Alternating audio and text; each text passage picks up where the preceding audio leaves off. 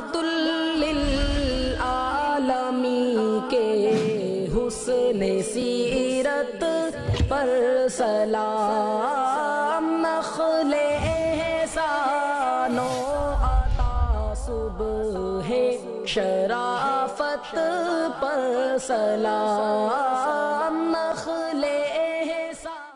الحمدللہ رب العالمین والصلاة والسلام علی خاتم الانبیاء وسید المرسلین وعلی آلہ وصحبہ اجمعین، اما بعد۔ قال اللہ تعالی فی محکم التنزیل، اعوذ باللہ من الشیطان الرجیم، بسم اللہ الرحمن الرحیم۔ لقد کان لکم فی رسول اللہ اسوۃ حسنہ، رب اشرح لی صدری ویسر لی امری واحلل عقدۃ من لسانی یفقہوا قولی۔ قابل احترام ناظرین کرام اور معزز خواتین اسلام، پیغام سیرت النبی اس پروگرام میں میں آج آپ کا پھر سے استقبال کر رہا ہوں۔ السلام علیکم ورحمۃ اللہ وبرکاتہ۔ پچھلے درس میں ہماری گفتگو نبی صلی اللہ علیہ وسلم کے طائف کے سفر کے بارے میں ہوئی تھی کہ آپ وہاں گئے، آپ نے لوگوں کو دعوتیں دیں لیکن کسی نے بھی نہیں سنی۔ آپ وہاں سے واپس ہوئے، واپسی میں آپ کو اوباشوں نے ستایا بھی، کنکر اور پتھر بھی مارے، یہاں تک کہ آپ چلتے ہوئے آئے اور وادی نخلا میں پہنچ کر آپ نے قیام کیا، اور اس چند روزہ قیام کے دوران جنہوں نے بھی آپ کی تلاوت سنی، آپ پر ایمان لائے اور اپنی قوم میں داعی اور مبلغ بن کر گئے، انہیں اسلام کی دعوت دیتے رہے۔ اس کے بعد کیا ہوتا ہے؟ طائف سے مکہ کو واپسی میں وادی نخلا کے اندر چند روز ٹھہرنے کے بعد جب پھر آپ نکلتے ہیں، مکے کی طرف آپ روانہ ہوتے ہیں، تو آپ کے ساتھ جو آپ کے آزاد کردہ غلام حضرت زید بن حارثہ تھے، وہ آپ سے ایک سوال کرتے ہیں کہ اللہ کے رسول صلی اللہ علیہ وسلم، ہم اور آپ مکے چل رہے ہیں، حالانکہ مکے کے لوگوں نے ہمیں نکال دیا ہے، تو آخر وہاں جانا ہمارا کتنا سود مند اور کتنا فائدہ مند ہوگا، اور کہیں ایسا تو نہیں ہمارے ساتھ خطرات ہوں۔ یہ ایک بھلائی چاہنے والے خیر خواہ نبی صلی اللہ علیہ وسلم کے خادم اور غلام تھے، جن کو نبی صلی اللہ علیہ وسلم نے آزاد کر دیا تھا۔ زید بن حارثہ کے سوال پر نبی صلی اللہ علیہ وسلم نے جواب دیتے ہوئے فرمایا کہ اے زید، یہ حالات جو کچھ تم دیکھ رہے ہو، اللہ تعالیٰ اس میں خیر فرمائے گا، بہتری پیدا کرے گا، حالات بدلیں گے۔ اللہ رب العالمین اپنے نبی کی مدد فرمائے گا، اسلام کو غالب کرے گا۔ یہ جواب سن کر زید بن حارثہ مطمئن ہو گئے۔ نبی صلی اللہ علیہ وسلم اور زید بن حارثہ پر مشتمل یہ قافلہ چلتا رہا۔ آپ مکے کی طرف، طائف سے واپس ہوتے ہوئے آپ مکے کی طرف رواں دواں ہیں، اور آپ قریب پہنچ جاتے ہیں ایک پہاڑ کے پاس جس کو کوہ ہیرا یا جبل ہیرا کہا جاتا ہے۔ وہی ہیرا کا پہاڑ جس غار ہیرا میں آپ رہ کر عبادتیں کیا کرتے تھے۔ آپ کئی دنوں کا کھانا اور پانی لا کر وہیں پر اللہ رب العالمین کے لیے آپ اپنے اوقات کو وقف کر دیا کرتے تھے، اور اماں خدیجہ رضی اللہ تعالیٰ عنہا وہ آپ کے لیے کھانے وغیرہ بنا کر کے دے دیا کرتی تھیں۔ جب تک وہ کھانے اور پانی کی چیزیں رہتی تھیں آپ کے ساتھ، آپ غار ہیرا میں عبادتیں کیا کرتے تھے۔ جب یہ چیزیں ختم ہو جاتی تھیں پھر آپ واپس جاتے تھے، اور پھر اماں خدیجہ رضی اللہ تعالیٰ عنہا بنا کر آپ کو پھر سے دے دیا کرتی تھیں۔ اس طرح پھر آ کر آپ اللہ کی عبادت میں منہمک اور مشغول ہو جاتے تھے۔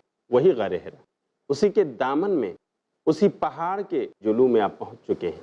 آپ صلی اللہ علیہ وسلم نے مکے میں ڈائریکٹ داخل ہونا مناسب نہ سمجھا۔ آپ جبل ہیرا کے پاس آ کر رک گئے، وہاں پر آپ نے پڑاؤ ڈال دیا۔ وہاں سے آپ نے مکے میں قاصد بھیجا، یہ خبر پہنچائی اخنس ابن شریق سے کہو کہ محمد بن عبداللہ صلی اللہ علیہ وسلم وہ امان طلب کر رہے ہیں، امان کی درخواست آپ سے کر رہے ہیں۔ اصل میں اس زمانے میں قانون تھا کہ کوئی بھلے ہی دشمن ہو، بھلے کسی سے آپ کی دشمنی رہی ہو، لیکن اگر اسی خاندان کا یا اسی شہر اور قصبے کا رہنے والا کوئی انسان آپ کے اس دشمن کو اگر پناہ دے دے تو پھر اسے بھی چھیڑا نہیں جاتا تھا، اس کی امان کا پاس و لحاظ رکھا جاتا تھا، اور یہ سمجھا جاتا تھا کہ اگر اس انسان کو فلاں آدمی نے ہمارے علاقے، ہمارے گاؤں، ہمارے قصبے کے، ہمارے شہر کے فلاں آدمی نے پناہ دے دی ہے تو ہم بھی اس کو پناہ دیتے ہیں۔ نبی صلی اللہ علیہ وسلم نے اخنس بن شریق کے پاس یہ پیغام بھیجا کہ میں امان چاہتا ہوں، اس کے لیے درخواست ہے۔ اخنس بن شریق نے انکار کر دیا، میں محمد بن عبداللہ کو امان نہیں دے سکتا کیونکہ میں فلاں اور فلاں قبیلے کا حلیف ہوں۔ اس کے بعد نبی صلی اللہ علیہ وسلم نے ایک دوسرا قاصد دوسری بار مکے میں بھیجا اور کہا جاؤ سہیل ابن عمرو کے پاس، ان سے کہو کہ محمد بن عبداللہ نے آپ کی امان مانگی ہے، آپ سے امن و امان کی درخواست کی ہے، آپ ہمیں اپنے پناہ میں لے لیں، آپ ہمیں امان دے دیں۔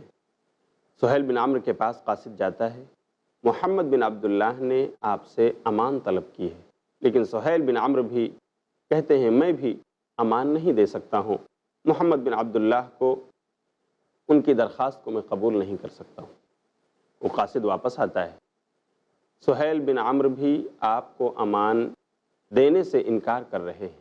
اس کے بعد نبی صلی اللہ علیہ وسلم نے تیسری مرتبہ وہیں جبل حرا کے دامن میں رہتے ہوئے، وہیں پر پڑاؤ رکھتے ہوئے، آپ نے تیسری بار مکے میں ایک آدمی کو بھیجا اور کہا جاؤ مطعم بن عدی سے ملو اور کہو کہ محمد بن عبداللہ نے آپ سے امان طلب کی ہے۔ یہ قاصد مطعم بن عدی کے پاس جاتا ہے اور کہتا ہے کہ محمد بن عبداللہ نے صلی اللہ علیہ وسلم آپ سے امان طلب کی ہے، درخواست کی ہے۔ مطعم بن عدی حالانکہ مسلمان نہیں تھے، لیکن وہ نبی صلی اللہ علیہ وسلم کی درخواست قبول کر لیتے ہیں۔ وہ ہتھیار پہنتے ہیں، اپنے کنبے قبیلے والوں کو جمع کرتے ہیں اور انہیں کہتے ہیں کہ آپ لوگ ہتھیار بند ہو کر مسجد حرام میں آ کر جمع ہو جاؤ، اس کا محاصرہ کرنا ہے۔ خود ہتھیار پہن کر کے آپ مسجد حرام جاتے ہیں، قاصد کو کہلا بھیجتے ہیں کہ جاؤ محمد بن عبداللہ سے کہو صلی اللہ علیہ وسلم کہ وہ مکے مسجد حرام میں آ جائیں، ہم نے ان کو امان دے دی ہے، وہاں پر ہم ان کے محافظ رہیں گے۔ یہ خبر جب نبی صلی اللہ علیہ وسلم کو ملتی ہے کہ مطعم نے مجھے پناہ دے دی ہے، امان دے دی ہے، تو آپ صلی اللہ علیہ وسلم اپنے غلام زید بن حارثہ کے ساتھ مکے کی طرف روانہ ہوتے ہیں اور آ کر مسجد حرام میں داخل ہو جاتے ہیں۔ مسجد حرام میں پہنچ کر جب مطعم بن عدی نبی صلی اللہ علیہ وسلم اور اسی طرح سے مکے کے جو کفار تھے ان کی محفل لگ جاتی ہے، نبی صلی اللہ علیہ وسلم وہاں مطعم بن عدی اور ان کے جوانوں کے گھیرے میں ہیں، آپ طواف کرتے ہیں اور اس کے بعد اسی محفل کے درمیان، اسی جمگھٹے کے درمیان مطعم بن عدی اپنی سواری پر کھڑے ہو کر اعلان کرتے ہیں، اے مکے والو سن لو، میں نے محمد بن عبداللہ کو امان دے دیا ہے، اس لیے اب انہیں کوئی نہ چھیڑے۔ مکے والے یہ سنتے ہیں اور خاموش ہو جاتے ہیں، لیکن ابو جہل کے بارے میں آتا ہے کہ ابو جہل نے سوال کیا، اے مطعم ذرا یہ بتاؤ کیا تم نے محمد بن عبداللہ کو پناہ دی ہے یا تم ان کے دین پر آ گئے ہو، ان کے پیروکار بن گئے ہو؟ اس پر مطعم بن عدی نے جواب دیا تھا کہ میں نے ان کو پناہ دی ہے، امان دی ہے، ان کے دین پر نہیں آیا ہوں۔ ابو جہل جواب دیتا ہے تو پھر ٹھیک ہے، جس کو تم امان دے رہے ہو اسے ہم بھی امان دے رہے ہیں، اس کے ساتھ چھیڑ چھاڑ نہیں کریں گے۔ پھر مطعم بن عدی حکم دیتے ہیں اپنے جوانوں کو، اپنے کنبے قبیلے کے افراد کو کہ آپ اپنے گھیرے میں لے کر محمد بن عبداللہ کو ان کے گھر پہنچا دو۔ پھر نبی صلی اللہ علیہ وسلم کو ان کے گھر پہنچایا جاتا ہے اور آپ اپنے گھر میں امن و امان کے ساتھ داخل ہو جاتے ہیں۔ مکے کی زندگی معمول پر آ جاتی ہے اور پھر دعوت و تبلیغ کا سلسلہ چل پڑتا ہے اور آپ لوگوں کو دعوت اسلام، دعوت توحید حکمت کے ساتھ دینا پھر سے شروع کرتے ہیں، ایک نئے ولولے، ایک نئے جذبے کے ساتھ نئے سرے سے مکے کے افراد میں دعوت و تبلیغ کا کام آپ شروع کر دیتے ہیں۔ یہاں پر ناظرین کرام میں ایک بات بتانا چاہوں گا کہ مطعم بن عدی نے نبی صلی اللہ علیہ وسلم پر جو احسان کیا کہ آپ کو امان دی، حالانکہ وہ اسلام میں نہیں، حالانکہ وہ مسلمان نہیں، پھر بھی نبی صلی اللہ علیہ وسلم کو مکے میں امن و امان کے ساتھ داخل ہونے کی اجازت دی اور اپنی امان بھی دی۔ اس احسان کو نبی صلی اللہ علیہ وسلم نے فراموش نہیں کیا، بلکہ آپ نے اس کی قدر افزائی فرمائی، احسان شناسی آپ نے کی، احسان فراموشی نہیں کی۔ کیسے؟ آپ کو بتاؤں کہ اسلام اور کفر کی جو پہلی لڑائی ہوئی تھی جس کا نام جنگ بدر ہے، جس میں کافروں کے بہت سارے لوگ مارے گئے، تقریباً 70 لوگ، اور اسی کے قریب لوگ قیدی بنائے گئے، مسلمان انہیں قیدی بنا کر کے مدینے لائے۔ ایسے میں مطعم بن عدی کے بیٹے جبیر نے آ کر کچھ لوگوں کے لیے سفارش کی کہ انہیں چھوڑ دیا جائے۔ اس وقت نبی صلی اللہ علیہ وسلم نے فرمایا تھا، جیسا کہ امام بخاری نے ذکر کیا ہے، صحیح بخاری کتاب المغازی حدیث نمبر 4024 میں 4024، کہ آپ صلی اللہ علیہ وسلم نے فرمایا لو كان المطعم بن عدی حیا ثم کلمنی فی ہؤلاء النتنا لترکتہم لہ، اگر آج مطعم بن عدی زندہ ہوتے اور آ کر کے مجھ سے ان اسلام دشمنوں کے بارے میں، ان بدبودار لوگوں کے بارے میں مجھ سے بات کرتے، انہیں چھوڑ دو، لترکتہم لہ، تو میں ان تمام کو آزاد کر دیتا، چھوڑ دیتا۔ نبی صلی اللہ علیہ وسلم نے مطعم بن عدی کے احسان کو فراموش نہیں کیا، بلکہ آپ نے اس کی قدر افزائی کی، اور ایک محسن کا اچھا جواب دینا، ایک محسن کے احسان کو فراموش نہ کرنا، یہ آپ کی اپنی فطرت اور اپنی خصلت تھی۔ حالانکہ وہ آدمی دائرہ اسلام میں نہیں تھا، پھر بھی آپ نے اس کی قدر افزائی فرمائی اور اس کے اس احسان کو آپ نے یاد رکھا۔ میرے بھائیو، اسے درس ملتا ہے کہ ہمیں بھی لوگوں کے احسانات کو یاد رکھنا چاہیے، ان کی احسان شناسی ہونی چاہیے اور ان کی قدر افزائی کرتے رہنا چاہیے کہ اسلام کے لیے انہوں نے تعاون دیا ہے۔ باتیں اور بھی ہیں، لیکن وقت ہو گیا ہے چھوٹے سے وقفے کا۔ ناظرین، کہیں مت جائیے، میں جا رہا ہوں اور بس تھوڑی دیر کے بعد واپس آنے والا ہوں۔ السلام علیکم ورحمۃ اللہ وبرکاتہ۔ رحمت للعالمین کے بادشاہ ہو یا کہ ہو کوئی فقیر، ہر کسی کا رہنما قرآن ہے۔ دعائے شام و سحر لا الہ الا اللہ۔ تو حاکم تھا ہوا محکوم، آخر آج کیوں مسلکوں میں ہو گیا مقسوم، آخر آج کیوں خود مصیبت کا بچھایا، ہر طرح سے تو نے جال، پھر خدا پورا کرے کیسے تیرا کوئی سوال۔ چاہت سبھی کے دل میں ہے دولت کی مال کی، کرتے نہیں تمیز حرام و حلال کی، رہتے نہیں ہیں لوگ یہاں اتحاد سے، کیسے نجات پائیں گے آخر فساد سے۔ رنگ و نور ایک دینی مشاعرہ، بہترین اشعار و افکار کا گلدستہ، ہر جمعہ دوپہر 2:30 بجے اور شام 7:30 بجے، صرف i+ TV پر، بہتر زندگی کے لیے۔ آج الزام تراشی کیوں اسلام کے وجود پر؟ آج شک و شبہات کیوں اسلام کی پاکیزگی پر؟ آج پھیلی ہے بدگمانی کیوں اسلام کی نیک عملی پر؟ ملے گا آپ کو ہر کیوں کا جواب اسلام کے سچے اصولوں پر۔ فیس ٹو فیس بردر زید پٹیل کے ساتھ، ہر جمعرات رات 8 بجے، صرف i+ TV پر، بہتر زندگی کے لیے۔ اللہ کے ایک ہونے کا اقرار۔ اللہ نے فرمایا میں تنہا ہوں، نہ میں نے کسی کو جنم دیا، نہ مجھے کسی نے جنم دیا، اور نہ میرا کوئی ہمسر اور برابر ہے۔ انسانیت اور امن کا پرچار۔ اے لوگو، سلام کو عام کرو، آپس میں صلہ رحمی کرو۔ نفس کو شر سے محفوظ رکھنے کی ہدایت۔ آخرت کی ابدی زندگی کے سامنے دنیا کی زندگی کی کوئی حیثیت نہیں ہے۔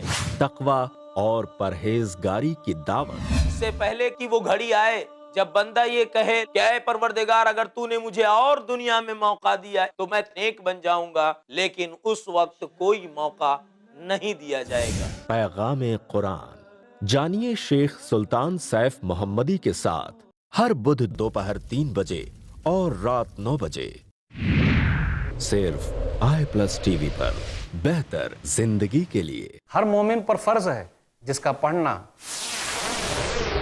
جاننا اور سمجھنا۔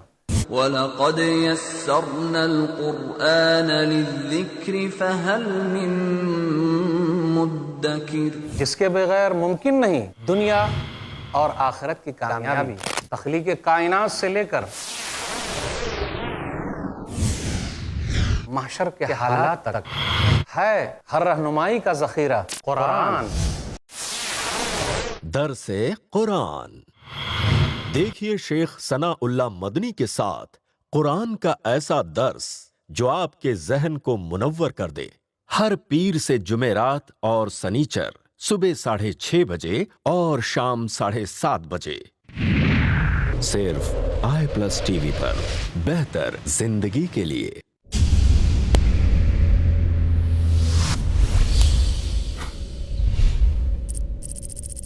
اپنے کیبل یا DTH آپریٹر سے i+ TV آج ہی ڈیمانڈ کریں۔ i+ TV free to air اور انڈین رجسٹرڈ چینل ہے۔ رحمت محترم ناظرین کرام اور خواتین اسلام، اس نشست میں آپ کا دوبارہ استقبال ہے۔ السلام علیکم ورحمۃ اللہ وبرکاتہ۔ مجھے امید ہے کہ آپ بالکل جم کر بیٹھے ہوں گے، آپ کہیں نہیں گئے ہوں گے، اور دوبارہ وعدے کے مطابق میں آپ کے سامنے حاضر ہو چکا ہوں۔ میں آپ کو بتا رہا تھا کہ نبی صلی اللہ علیہ وسلم کو جب مطعم بن عدی نے پناہ دی اور آپ امن و امان کے ساتھ مکے میں داخل ہوئے تو آپ نے اس محسن کے احسان کو فراموش نہیں کیا، حالانکہ وہ انسان غیر مسلم تھا۔ اس کا مطلب یہ ہے کہ اگر غیروں کے احسانات بھی ہمارے اوپر ہوں، اگرچہ وہ ہمارا پڑوسی ہے جو مسلمان نہیں اور اس نے ہم پر احسان کیا، تو ہمیں اس کی قدر افزائی فرمانی چاہیے، اس کے ساتھ خیرخواہی کرنی چاہیے، اور سب سے بڑی خیرخواہی یہ ہے کہ اس کے لیے اسلام کی دعا کرنی چاہیے۔ اور اگر اس نے ہمارے ساتھ بھلائی اور احسان کیا ہے تو اس بھلائی اور احسان کو جس حد تک ہو سکے چکانے کی کوشش کرنی چاہیے، اچھے برتاؤ، اچھے ویوہار اور اچھے اخلاق کے ذریعے، جیسا کہ نبی صلی اللہ علیہ وسلم نے مطعم بن عدی کے احسان کو اچھے اخلاق میں اس کا جواب دینے کی آپ نے کوشش کی۔ یہی مکے میں آپ کا داخلہ جب ہوا تو آپ نے دعوت و تبلیغ کا کام معمول کے مطابق پھر شروع کر دیا۔ رفتہ رفتہ مکے میں زندگی آپ کی گزرتی رہی، لوگوں تک دعوت توحید پہنچتی رہی، آپ کے صحابہ بھی اسی مشن کے ساتھ لگے رہے، تمام تکلیفیں برداشت کرتے ہوئے۔ صحابیات بھی اپنے ایمان اور اسلام کو بچا کر خواتین میں دعوت و تبلیغ کا کام کرتی رہیں۔ اب نبی صلی اللہ علیہ وسلم نے اپنے ایک رفیق، ایک جگری دوست حضرت ابوبکر صدیق رضی اللہ تعالیٰ عنہ، آپ صلی اللہ علیہ وسلم نے ان کی بیٹی حضرت عائشہ صدیقہ رضی اللہ عنہا سے آپ نے مکے کی سرزمین میں نکاح کیا۔ یہ کچھ نبوت کا 11واں سال تھا جب آپ کی شادی ہوئی، اور یہ عربی کا شوال کا مہینہ تھا۔ شوال کے مہینے میں آپ صلی اللہ علیہ وسلم نے شادی کی۔ اس وقت عربوں میں یہ رواج تھا کہ شوال میں وہ شادیاں نہیں کرتے تھے، لیکن نبی صلی اللہ علیہ وسلم نے اس رسم کو توڑا کہ اللہ کا کوئی مہینہ، کوئی دن یہ منحوس نہیں ہوتا ہے، ہر مہینے میں شادی کی جا سکتی ہے، اور ہر دن جس دن کا بھی انتخاب ہو شادی کی جا سکتی ہے۔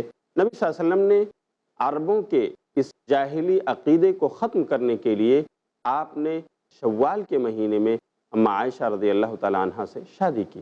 میرے بھائیوں، محترم ناظرین کرام، میں اس حوالے سے آپ تک یہ بات بھی پہنچا دوں، اگر یہ بات نکل ہی آئی ہے تو آپ سن لیجئے کہ سال کے جو 12 مہینے ہیں، ان میں سے کوئی بھی مہینہ، مہینے کا کوئی بھی دن اور دن کی کوئی بھی گھڑی، دن اور رات کا کوئی بھی حصہ اللہ کی نگاہ میں منحوس نہیں ہے، وہ متبرک ہے۔ آپ جس مہینے میں چاہیں شادی کر سکتے ہیں، آپ جس دن چاہیں شادی بیاہ کر سکتے ہیں، آپ جس گھڑی جس وقت چاہیں نکاح پڑھا سکتے ہیں۔ اللہ رب العالمین نے بالکل کھلی آزادی دی ہے، کوئی مہینہ، کوئی دن یا کوئی وقت اور گھڑی یہ منحوس نہیں ہے۔ بہت سارے مسلمان محرم کے مہینے کو شاید صرف اس لیے کہ حضرت حسین رضی اللہ تعالیٰ عنہ کی شہادت ہوئی ہے اس مہینے میں، اس لیے وہ لوگ کہتے ہیں کہ اس میں غم مناؤ اور سوگ مناؤ، شادی بیاہ مت کرو، لیکن یہ اسلامی تصور نہیں، یہ شریعت کے خلاف بات ہے۔ کیا کسی کے شہید ہونے کی وجہ سے کوئی مہینہ منحوس ہوتا ہے؟ شہادت یہ اللہ رب العالمین کی طرف سے ایک انعام ہے۔ آپ بتائیے، حضرت عمر بن خطاب رضی اللہ تعالیٰ عنہ کی شہادت ذوالحجہ یعنی جو اسلامی سال کا 12واں مہینہ ہے، اس کے 29 تاریخ کو آپ کی شہادت ہوئی، تو کیا اب ذوالحجہ کا مہینہ نعوذ باللہ منحوس قرار پائے گا؟ نہیں۔ کسی کے شہید ہونے کی وجہ سے، کسی کے پیدا ہونے کی وجہ سے یا کسی کے مرنے کی وجہ سے نہ کوئی مہینہ، نہ کوئی دن نہ تو منحوس ہوتا ہے اور نہ اس طرح کا تصور اس کے بارے میں رکھنا چاہیے، بلکہ سال کے 12 مہینے میں سے جب جس کے لیے مناسب ہو اور حالات سازگار ہوں، آدمی شادی بیاہ کر سکتا ہے، خوشی منا سکتا ہے۔ ایسی کوئی بات نہیں ہے کہ شوال میں شادی نہ ہو یا محرم کے مہینے میں شادی نہ ہو، کسی بھی مہینے میں شادی کی جا سکتی ہے، حتیٰ کہ رمضان کے مہینے میں بھی شادیاں ہوئی ہیں۔ آپ تعجب کریں گے کہ رمضان تو روزوں کا مہینہ ہے، لیکن نبی صلی اللہ علیہ وسلم نے اپنی بیٹی حضرت فاطمہ کی شادی حضرت علی سے رمضان کے مہینے میں کی۔ آپ نے یہ نکاح رمضان کے مہینے میں پڑھایا۔ ہاں، یہ اور بات ہے کہ رخصتی رمضان میں نہیں ہوئی تھی، حضرت فاطمہ کی رخصتی رمضان کے بعد ہوئی ہے۔ تو شوال کے مہینے میں نبی صلی اللہ علیہ وسلم نے اما عائشہ رضی اللہ تعالیٰ عنہ سے شادی کی، اور اس طرح زمانے جاہلیت کی ایک پرانی آتی ہوئی رسم کو آپ نے توڑ دیا۔ جب حضرت عائشہ رضی اللہ تعالیٰ عنہ کی شادی ہوئی ہے تو ان کی عمر ننھی سی تھی، لیکن ابھی رخصتی نہیں ہوئی۔ رخصتی کب ہوئی؟ 11 نبوی کے اندر آپ نے مکے میں شادی کی، اور آپ صلی اللہ علیہ وسلم نے جب ہجرت کیا، یعنی 13ویں نبوی کے بعد آپ 13 سال تک مکے میں رہے اور پھر آپ نے ہجرت کیا ہے۔ ہجرت کے پہلے سال شوال ہی کے مہینے میں حضرت عائشہ رضی اللہ تعالیٰ عنہ کی رخصتی ہوئی ہے، یعنی رخصتی مدینے میں ہوئی، شادی مکے میں ہوئی اور رخصتی مدینے میں ہوئی۔ ظاہر سی بات ہے کہ بلوغت کا جو معاملہ ہے یہ پرسن ٹو پرسن ڈیفرنٹ ہوا کرتا ہے، ایسی کوئی ایک سیدھی لکیر نہیں ہے کہ جس کو حد قرار دیا جائے اور یہ کہہ دیا جائے کہ 15 سال کی عمر ہی میں انسان بالغ ہوتا ہے، یا 14 سال ہی کی عمر میں انسان بالغ ہوتا ہے، یا 18 سال کی عمر ہی بلوغت کی عمر ہے، یا 20 سال ہی انسان کو بالغ کیا کرتا ہے۔ ایسا کچھ نہیں ہے، ایک انسان 12 سے 15 کے درمیان بالغ ہو جاتا ہے، کچھ لوگ 15 کے بعد بالغ ہوتے ہیں، یہ پرسن ٹو پرسن معاملہ الگ الگ ہوا کرتا ہے۔ ظاہر سی بات ہے کہ عربوں کا علاقہ ایک گرم علاقہ ہے، ریگستانی علاقہ ہے، جہاں پر بارش کم ہوتی ہے، جہاں پر گرمی زیادہ پڑتی ہے، چلچلاتی ہوئی دھوپ میں آپ دیکھیں گے تو بہت سارے لوگ وہاں اپنے گھروں سے نکلتے ہوئے امبریلا کا استعمال کرتے ہیں۔ وہ گرم علاقہ لوگوں کو بالغ کرنے میں اپنا اہم رول ادا کرتا ہے، اور ننھی عمر میں وہاں لوگ بالغ ہو جاتے ہیں۔ تو کیا نبی صلی اللہ علیہ وسلم کے زمانے میں عرب کا وہ علاقہ جو اتنا گرم علاقہ ہے، کیا 9 سال کی عمر میں وہاں کی خاتون بالغ نہیں ہو سکتی؟ یقیناً نبی صلی اللہ علیہ وسلم نے، جیسا کہ روایت صحیح بخاری میں موجود ہے کہ عائشہ رضی اللہ تعالیٰ عنہ کی رخصتی 9 برس کے مہینے میں ہوئی ہے۔ اس طرح یہی عائشہ رضی اللہ تعالیٰ عنہ اکیلی وہ خاتون ہیں پوری ازواج مطہرات کے درمیان جو کنواری تھیں، جو کم عمر تھیں۔ اس کے علاوہ نبی صلی اللہ علیہ وسلم کی جتنی بیویاں ہیں، چاہے وہ اماں خدیجہ رضی اللہ تعالیٰ عنہ رہی ہوں، یا اس کے علاوہ سودا رضی اللہ عنہ ہوں، صفیہ ہوں، حفصہ ہوں، ام حبیبہ ہوں، ام سلمہ ہوں، حضرت میمونہ ہوں، یا جویریہ ہوں، آپ دیکھتے جائیے تمام کی تمام یا تو بیوہ رہیں یا مطلقہ، اور ان سے اللہ کے رسول صلی اللہ علیہ وسلم نے شادی کی ہے۔ یہی اکیلی عائشہ رضی اللہ عنہا ہیں جو آپ کی زندگی میں کنواری آئی ہیں اور کم عمر تھیں، لیکن کم عمری کا یہ مطلب بالکل نہیں کہ وہ نابالغ تھیں، بلکہ وہ بالغ ہو چکی تھیں، اور یہ بالکل ممکن ہے۔ اس لیے ناظرین کرام، اس بات سے ہمیں تعجب نہیں کرنا چاہیے کہ ایسا ہمارے نبی صلی اللہ علیہ وسلم نے کیوں کیا ہے، کیونکہ زمانے جدید کے حالات بھی بتا رہے ہیں کہ ایسا بالکل ممکن ہے۔ ناظرین کرام، اماں عائشہ کی بابت بات چل رہی تھی کہ آپ صلی اللہ علیہ وسلم نے حضرت عائشہ سے 11 نبوی میں مکے کے اندر شادی کی۔ اماں عائشہ کی فضیلت کیا ہے؟ نبی صلی اللہ علیہ وسلم کے ساتھ رہتے ہوئے انہوں نے دین کے کون کون سے کارنامے انجام دیے ہیں، انشاءاللہ میں یہ بھی آپ کو بتاؤں گا اگلے ایپیسوڈ میں، لیکن وقت ہو گیا ہے، اس لیے میں آپ سے اجازت چاہتا ہوں، پھر ملاقات ہوگی۔ السلام علیکم ورحمۃ اللہ وبرکاتہ۔ رحمت للعالمین کے حسن سیرت پر سلام، رحمت للعالمین کے حسن سیرت پر سلام، نخل